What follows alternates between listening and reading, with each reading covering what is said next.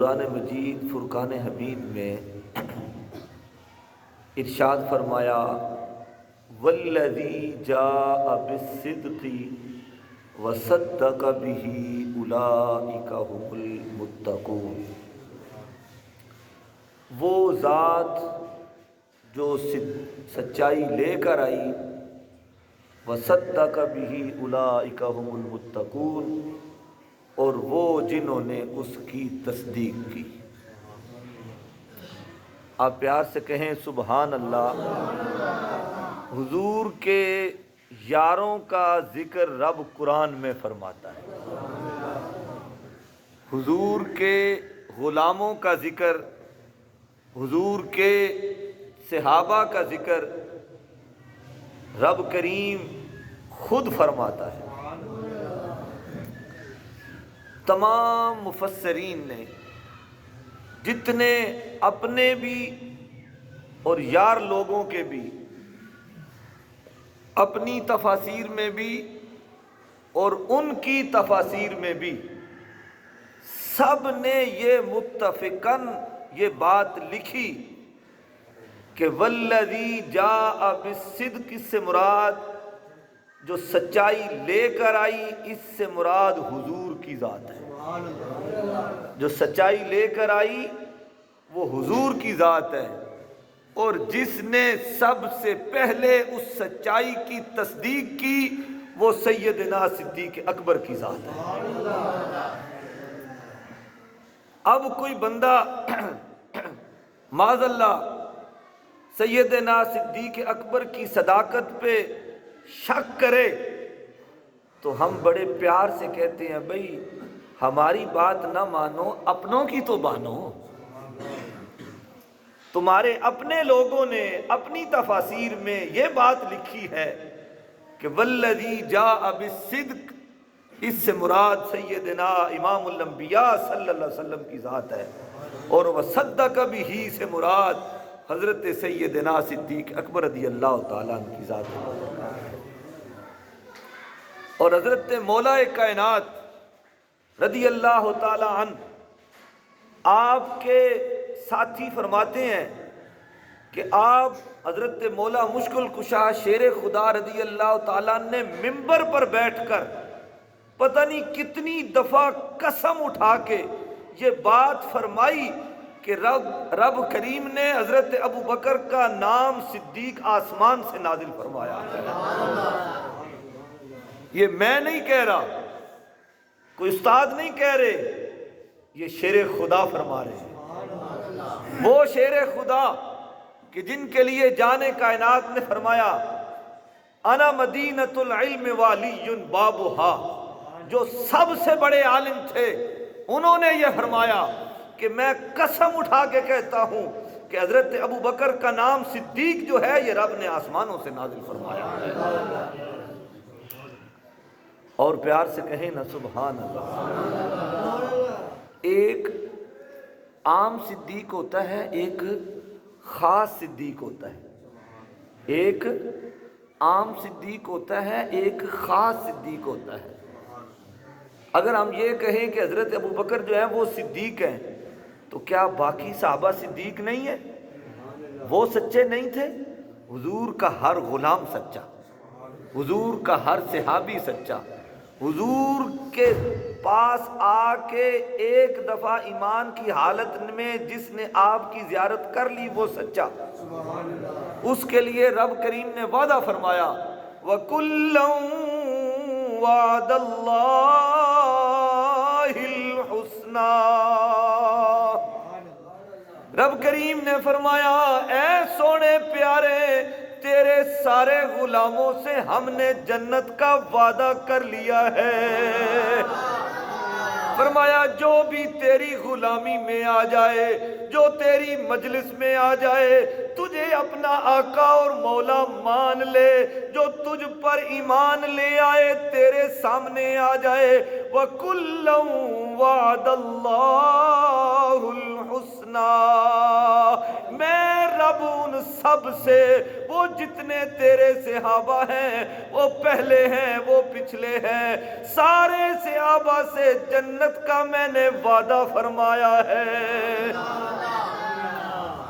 تو جو سارے صحابہ صدیق ہیں، سارے سچے ہیں، مگر حضرت صدیق اکبر ان ساروں کے سردار ہیں۔ تو سارے سچے ہیں، سارے صدیق ہیں۔ علماء فرماتے ہیں کہ ایک عام صدیق ہوتا ہے، ایک خاص صدیق ہوتا ہے۔ عام صدیق کیا ہوتا ہے اور خاص صدیق کیا ہوتا ہے، یہ آپ کی سبحان اللہ بتائے گی کہ آپ نے سننا ہے۔ ایک عام صدیق ہوتا ہے، ایک خاص صدیق ہوتا ہے۔ علماء فرماتے ہیں کہ عام صدیق وہ ہے کہ جیسے واقعہ ہو، جیسے بات ہو، جیسے وہ دیکھے، جیسے وہ سنے، ایسے بیان کر دے، وہ عام صدیق ہے۔ جس طرح اس نے دیکھا، جس طرح اس نے سنا، بعینی ہی اسی طرح بیان کر دے تو وہ عام صدیق ہے۔ تو فرمایا خاص صدیق کون ہے؟ کہا خاص صدیق وہ ہے کہ جس طرح ہو اس طرح اگر بیان کر دیا جائے تو وہ عام صدیق ہے۔ خاص صدیق وہ ہے جیسے اس کے منہ سے نکل جائے، جیسے اس کے منہ سے نکل جائے رب تعالیٰ ویسے کر دیتا ہے۔ خاص صدیق وہ ہے کہ جس طرح وہ فرما دے رب کی منشا بھی ویسے ہو جاتی ہے، رب ویسے کر دیتا ہے۔ پیار سے کہیں نا سبحان اللہ۔ ایک واقعہ آتا ہے احادیث میں کہ ایک جنگ سے حضور نبی کریم صلی اللہ علیہ وسلم اور صحابہ واپس لوٹ رہے تھے، جنگ کے بعد واپس آ رہے تھے۔ جب واپس تشریف لا رہے تھے تو حضور سب سے آگے تھے۔ ایک ماں جی سامنے آئیں تو انہوں نے پوچھا کہ میرا بیٹا کدھر ہے؟ تو آپ کو معلوم تھا کہ اس کا بیٹا شہید ہو چکا ہے، تو آپ نے بتانا پسند نہ فرمایا، تو فرما دیا پیچھے والے جو آ رہے ہیں ان سے پوچھ لینا۔ کہا میں اگر اسے یہ بات بتاؤں گا تو اسے ذرا سخت گزرے گی طبیعت کے پہ، اس کا بیٹا شہید ہو گیا۔ فرمایا جو پیچھے آ رہے ہیں نا ان سے پوچھ لینا۔ تو پیچھے حضرت فاروق اعظم رضی اللہ تعالیٰ عنہ، ان سے پوچھا بھی میرا بیٹا کہاں ہے؟ ان کے دل میں بھی یہ خیال آیا کہ حضور نے نہیں بتایا تو میں کیوں بتاؤں، جب حضور نے نہیں بتایا تو میں کیوں بتاؤں۔ انہوں نے بھی فرما دیا کہ پیچھے جو آ رہے ہیں ان سے معلوم کر لیں آپ۔ کرتے جو باقی صحابہ تھے وہ بھی سارے گزرتے گئے، آخر میں حضرت سیدنا صدیق اکبر رضی اللہ تعالیٰ عنہ آ رہے تھے۔ سب سے آخر میں جو قافلے میں آ رہے تھے وہ حضرت ابوبکر صدیق رضی اللہ تعالیٰ عنہ آ رہے تھے۔ جب دیکھا کہ ماں جی جس سے بھی پوچھتی ہیں بیٹے کے بارے میں تو ہر کوئی کہتا ہے پیچھے والے سے پوچھنا، جب آپ نے دیکھا تو آپ کے پیچھے بندہ ہی کوئی نہیں جو آنے والا کہ آپ کہیں کہ پیچھے والے سے پوچھو۔ آپ پیار سے کہیں نا سبحان اللہ، ذرا ذوق سے کہیں سبحان اللہ۔ ماں جی نے جب آپ سے پوچھا کہ اے صدیق میں بتائیے کہ میرا بیٹا کدھر ہے، آپ کے دل میں یہ خیال آیا کہ حضور نے نہیں بتایا، فاروق نے نہیں بتایا، میں اس کو بتاؤں گا تو اس کے دل میں رنج آئے گا، اس کا دل میں ملال آئے گا، اس کا دل رنجیدہ ہو جائے گا، یہ پریشان ہو جائے گی۔ صدیق کی زبان سے نکلا ماں جی تیرا بیٹا پیچھے آ رہا ہے۔ وہ تھوڑی دیر گزری تو ماں جی کے بیٹے آ گئے، تو جب حضور نے پوچھا یہ تو شہید ہو چکا تھا یہ کیسے آ گیا، ابھی یہ بات چل رہی تھی تو رب نے جبریل کو حضور کی بارگاہ میں بھیج دیا۔ جبریل آ گئے، پیغام لے کے آ گئے، یا رسول اللہ یا حبیب اللہ آپ کو سچ معلوم تھا کہ ان کا بیٹا شہید ہو چکا تھا، یا اللہ پھر یہ آ کیسے گیا؟ گیا، تیرا قانون نہیں ہے، تیرا قانون بدلتا نہیں ہے۔ جو ایک دفعہ چلا جاتا ہے، جس کی جان ایک دفعہ پرواز کر جاتی ہے، روح اڑ جاتی ہے، روح پرواز کر جاتی ہے، یہ قفس عنصری سے جب نکل جاتی ہے کبھی وہ واپس لوٹی نہیں ہے۔ یہ تیرا قانون ہی نہیں ہے، آج تو نے اپنا قانون کیسے بدل دیا؟ تو جبریل عرض کرنے لگے حضور معاملہ بھی ایسے تھا، قانون بھی ایسے ہی ہے بھی جیسے آپ نے فرمایا سچ ہے، حق بھی ایسے ہے، مگر آپ کے صدیق کے منہ سے یہ نکل گیا تھا کہ ماں جی آپ کا بیٹا آ رہا ہے، تو یہ ہو نہیں سکتا کہ صدیق کے منہ سے نکلے وہ بات جھوٹی ہو جائے، اس لیے کہ اس کو آپ نے نہیں رب نے بھی صدیق بنایا ہے۔ اس کو حضور بھی صدیق کہتے ہیں، اس کو آپ کے صحابہ بھی صدیق کہتے ہیں، یہ رب کے ہاں بھی صدیق ہے، اس لیے کہ صدیق کے منہ سے نکلا تھا کہ وہ آ رہا ہے، رب نے اسے زندہ کر کے بھیج دیا ہے۔ فرمایا کہ وہ صدیق کے منہ سے نکل گیا تھا نا کہ ماں جی آ جائے گا بیٹا، تو اب رب جو ہائے ہائے ہائے پیار سے کہے نا سبحان اللہ، وہ صدیق اکبر تو بہت بڑی ذات ہے نا، وہ تو وراء الورا ہے، وہ تو افضل البشر بعد الانبیاء بالتحقیق کہ سیدنا امیر المومنین ابی بکر صدیق، کہ یہ تمام علماء کا تمام مفسرین کا اس بات پہ اجماع ہے کہ انبیاء کے بعد کائنات میں لوگوں میں سب سے جو افضل ذات ہے وہ سیدنا صدیق اکبر کی ذات ہے۔ تو جب آپ کے منہ سے نکلا تھا تو یہ کیسے ہو سکتا تھا؟ نبی پاک صلی اللہ علیہ وسلم کی حدیث پاک ہے، مشکات شریف میں یہ حدیث پاک آتی ہے کہ کچھ لوگ رب کے ایسے ہوتے ہیں، رب کے کچھ بندے ایسے ہوتے ہیں، آپ بظاہر انہیں دیکھیں گے نا تو ان کے بال بکھرے ہوئے ہوں گے، یہ لفظ ہے حدیث پاک کے کہ ان کے بال بکھرے ہوئے ہوں گے اور دروازوں سے دھتکارے ہوئے ہوں گے، آپ انہیں پاس بٹھانا پسند نہیں کریں گے اس طرح کے، مگر یہ لوگوں کے سامنے ہے۔ فرمایا رب کے ہاں ان کا مقام یہ ہوگا اگر وہ کوئی بات فرما دے رب اسے پوری کر دیتا ہے، اور یہ تو حضور کے امت کے ولیوں کا یہ مقام ہے، حضور کے امت کے جو صالحین ہیں ان کا یہ مقام ہے کہ ان کے منہ سے بات نکل جائے تو رب تعالیٰ انہیں جھوٹا نہیں ہونے دیتا۔ تو جو صدیق بھی نہیں صدیق اکبر ہے ان کے منہ سے نکلے تو کیسے جھوٹا ہو سکتا ہے؟ اور آپ کو صدیق کیوں لقب ملا؟ بہت ساری اس میں تفاسیر ہیں، سب سے بڑی بات یہ ہے کہ آپ کو صدیق اکبر تب کہا گیا جب آپ حضور صلی اللہ علیہ وسلم معراج سے واپس آئے، آپ نے کہا میں راتوں رات بیت المقدس گیا، وہاں سے آسمان کی بلندیوں کو چھوتا، اپنے رب کے حرم نازنی میں گیا، ساری رات میں ہو کے واپس بھی آ گیا۔ تو کفار کو یہ بات گوارا نہ ہوئی، انہوں نے انکار کر دیا۔ ہائے ہائے ہائے پیار سے کہنا سبحان اللہ، یا بڑی پیار والی بات میرے منہ میں آ گئی، آپ پیار سے کہیں سبحان اللہ۔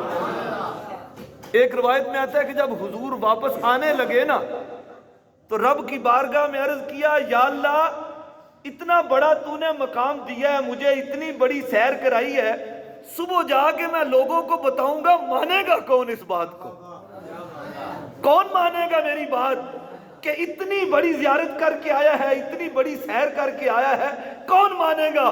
تو رب کی طرف سے جواب آیا سونے پریشان کیوں ہوتا ہے، صدیق سب سے پہلے اقرار کرے گا، صدیق اقرار کرے گا کہ میرا سونا سارا کچھ دیکھ کے آیا ہے۔ آ کے آپ نے جب کفار کو بتایا کہ میں رات معراج کی سیر کر کے آیا ہوں، سارے واقعات، تو ابو جہل کے دل میں یہ بڑی ناگوار گزری اور اس کے من میں آئی کہ اج میں جا کے نا صدیق نو پھیر لواں گا، اج جا کے جدوں انہوں اے گل دساں گا نا کہ تیرا یار محمد اے کہہ رہے ہیں، تو وہ بھی میرے نال دا ہو جائے گا کہ اے تو ہو ہی نہیں سکتا. ہائے ہائے ہائے، اسے کیا معلوم کہ مجھے قسمت کہاں لے کے جا رہی ہے. کیونکہ جو ازل کے بدبخت ہیں وہ کہیں بھی جائیں وہ بدبخت ہی رہیں گے، اور جو ازل سے صدیق ہیں، جو ازل سے نیک بخت ہیں، انہیں کوئی جھٹلا نہیں سکتا، انہیں کوئی برگلا نہیں سکتا. جب ابو جہل صدیق اکبر کے آئے، ہائے ہائے، ابو جہل ابو بکر کے پاس آیا. پیار سے کہیں نا، جو سب سے بڑا جاہل ہے، سب سے بڑا کافر ہے، وہ سب سے بڑے مومن کے پاس آ گیا. آگے کہنے لگا، اے صدیق میری گل سن. کہا دس کی گل ہے؟